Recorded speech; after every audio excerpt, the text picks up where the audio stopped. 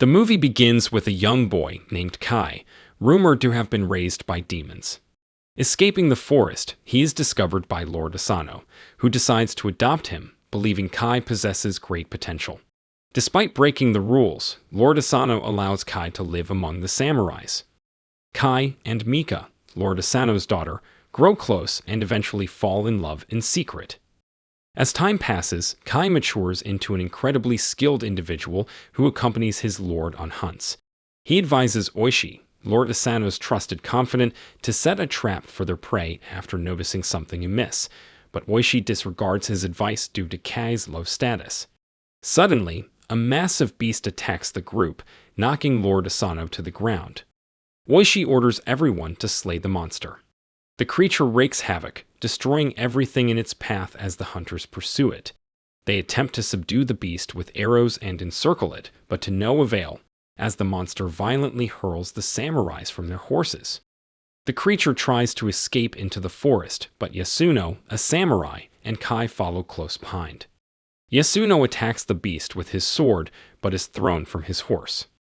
The enraged monster charges at the fallen Yasuno, but Kai rushes to the sword, grabs it, and pierces the beast's heart, killing it. He retrieves the sword from the fallen creature and returns it to Yasuno, who is disgruntled that he was rescued by a lowly half-breed. Lord Asano arrives to find the creature dead, believing Yasuno to be the slayer. He selects Yasuno as his champion for the upcoming tournament, cheering for their nation, confident in their good fortune. As the group departs, Oishi notices blood on Kai's hands, indicating that he was the true killer of the beast. Kai also spots a peculiar white fox with mismatched eyes, suspecting the attack was orchestrated by a greater force. His suspicions are confirmed when the fox transforms into a witch named Mizuki, who informs her master, Lord Kira, that Asano still lives. Meanwhile, Lady Mika has blossomed into a beautiful woman. Hearing of injuries sustained during the hunt, she anxiously rushes to meet the returning group. Upon seeing her father unharmed, she inquires about the injured, but Lord Asano knows that her primary concern is for Kai. Mika hurriedly arrives at Kai's remote dwelling and sees that the man she loves has been injured in the fight. She attempts to tend to his wounds, but he gratefully declines and urges her to return to her father, as it is inappropriate for a woman to be seen with someone of such low standing. The Shogun travels to Akko province under the cover of night in preparation for the upcoming festival. Kai observes from afar, noticing Mizuki among Lord Kira's concubines. Recognizing her eyes as those of the fox he encountered earlier, he realizes her true identity.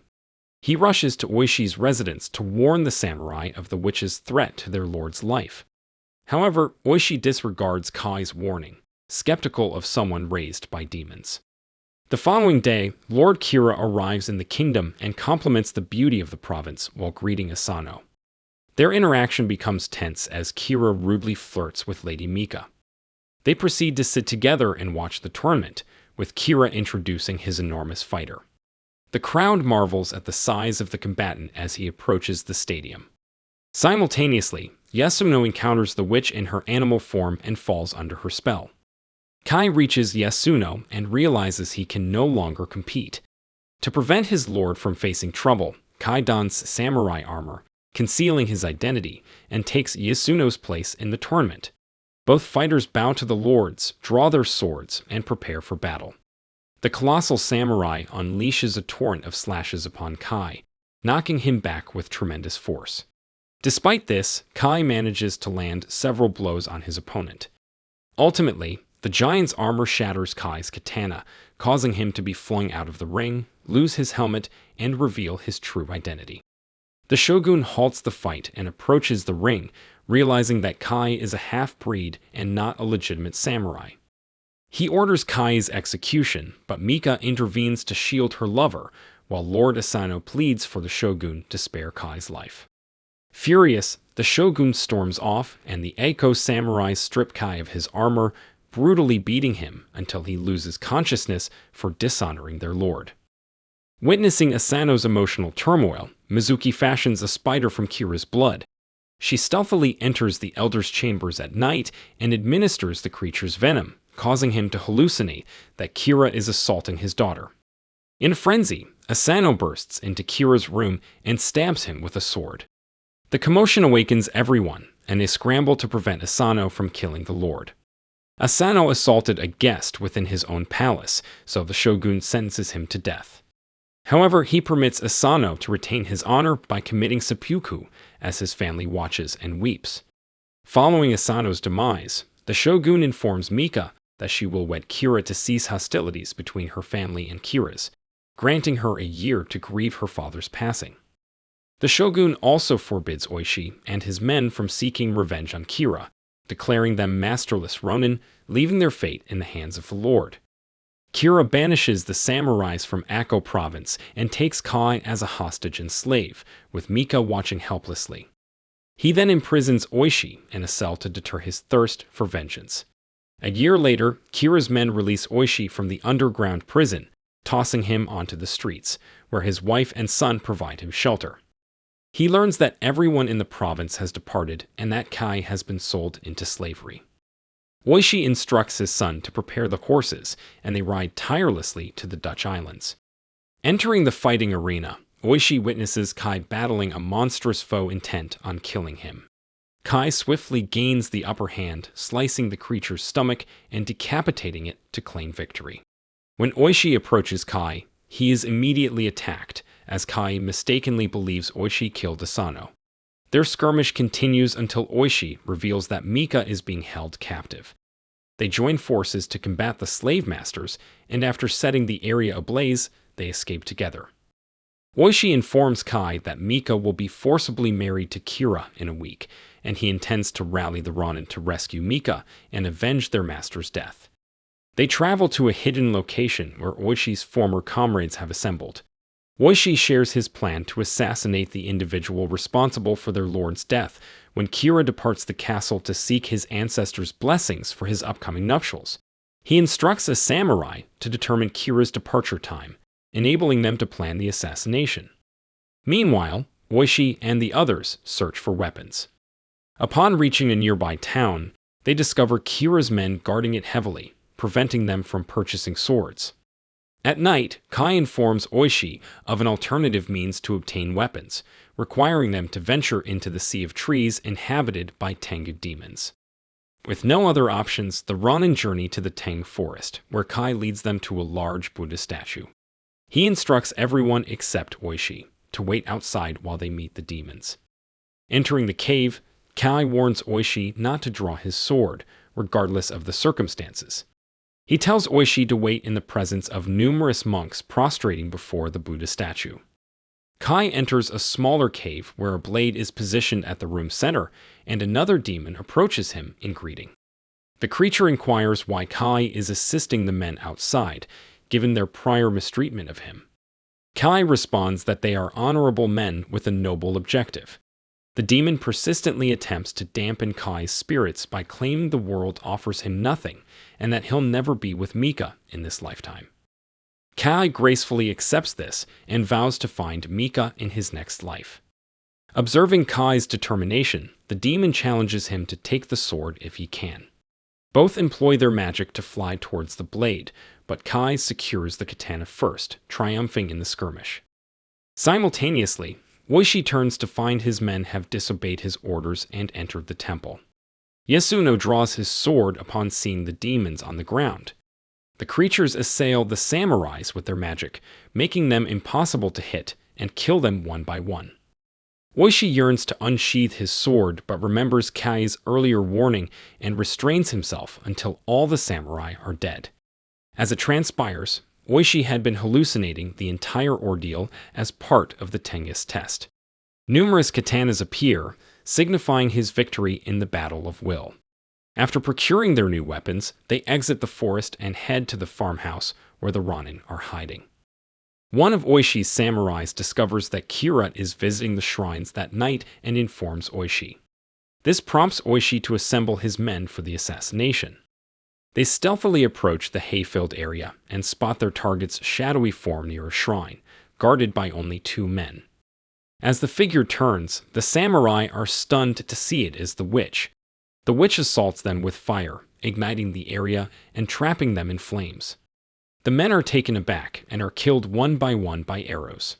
A massive golem appears, slaughtering the Ronin as they attempt to flee.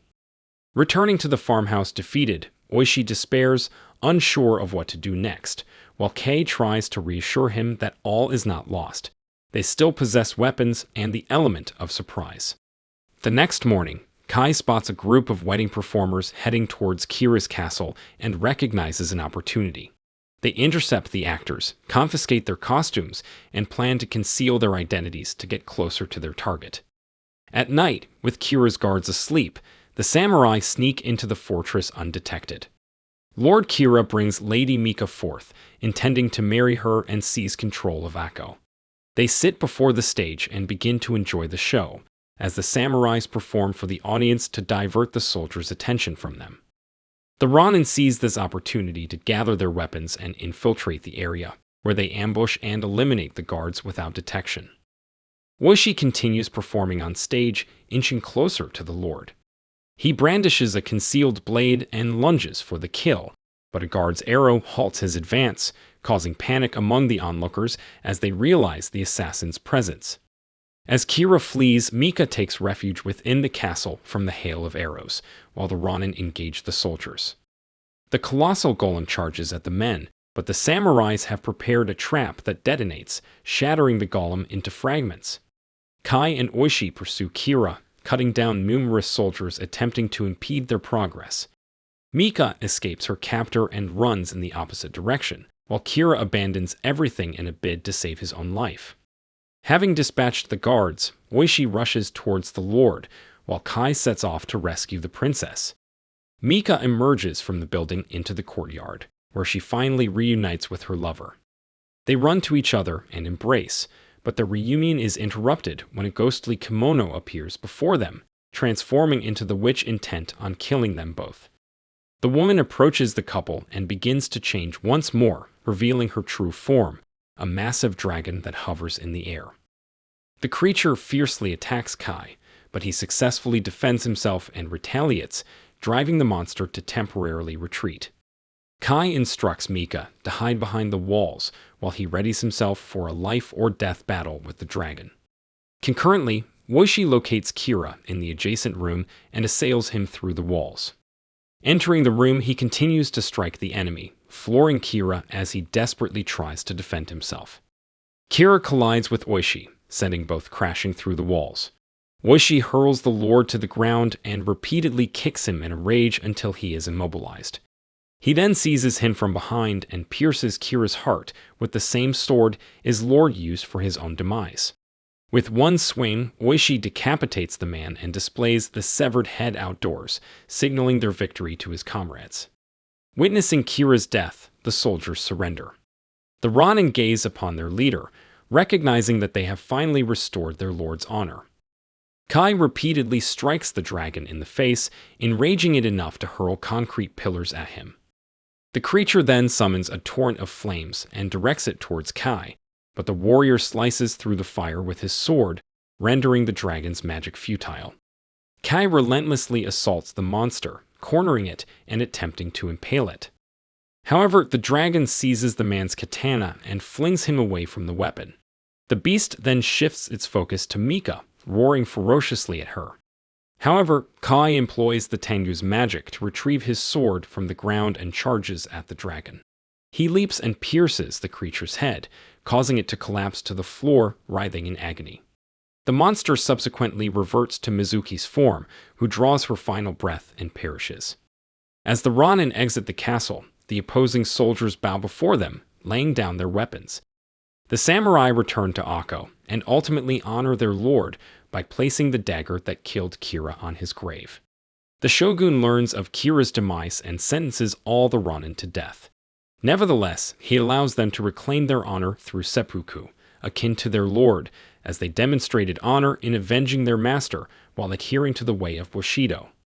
Mika watches with a heavy heart as Kai and the other men prepare for the ritual. She weeps, knowing she will not see her beloved in this lifetime. Gazing at the bridge and into the distance, she recalls Kai's promise to search for her in their next life together. If you enjoyed this video, don't be shy to hit the like button, and if you disliked it, hit the dislike button twice, just to be sure. It would be best if you watched the whole movie. Thank you very much for watching. Please subscribe for more videos like this.